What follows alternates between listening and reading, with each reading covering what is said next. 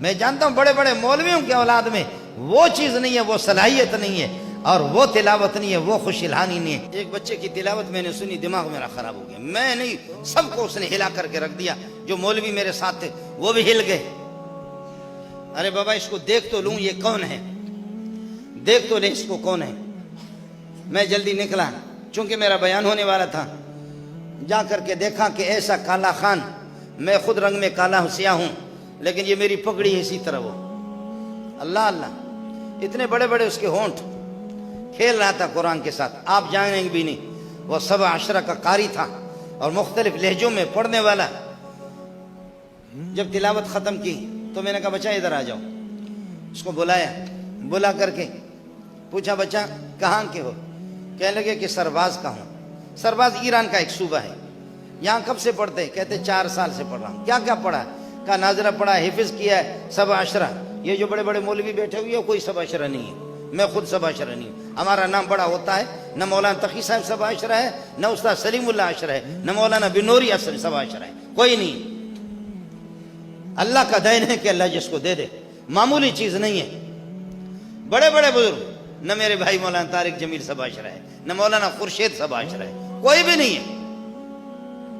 ہم لوگ 21 اشرہ ہے، 17 نہیں۔ جب اس کی تلاوت ہو رہی تھی میں نے کہا کہ 4 سال سے پڑھ رہا ہوں، حفظ بھی کیا ہے، 17 بھی کیا ہے۔ اب مسلمان جواب سن لے، میری مائیں بہنیں بھی سن لے۔ تو میں نے ان سے کہا کہ آپ گھر نہیں گئے؟ 4 سال سے گھر گئے؟ کہا کہ نہیں۔ میں نے کہا کیوں نہیں؟ خاموش۔ میں نے کہا کیوں نہیں؟ خاموش۔ پھر اب اس بلوچ کی بیوقوفی کو بھی تو دیکھ لو نا، میں بار بار اس سے پوچھ رہا ہوں کیوں نہیں کیوں نہیں۔ آخر کا 3-4 مرتبہ پوچھنے کے بعد میں نے دیکھا رنگ اس کا بدل گیا، اس کے آنسو آنے لگے، کہنے لگے واجہ منی مات پس نیستم، مم یتیم ہوں کئی کرام روا۔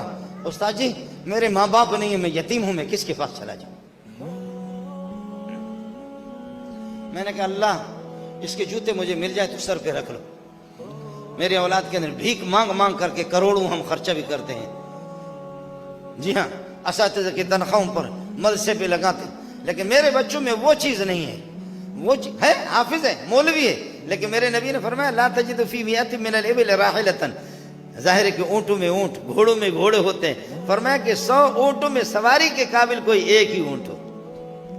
بعض بچے اس قسم کے ہوتے ہیں، اس لیے آپ جڑ جائیں، جماعتوں کے ساتھ جڑ جائیں، قرآن کے ساتھ جڑ جائیں، اہل قرآن کے ساتھ جڑ جائیں۔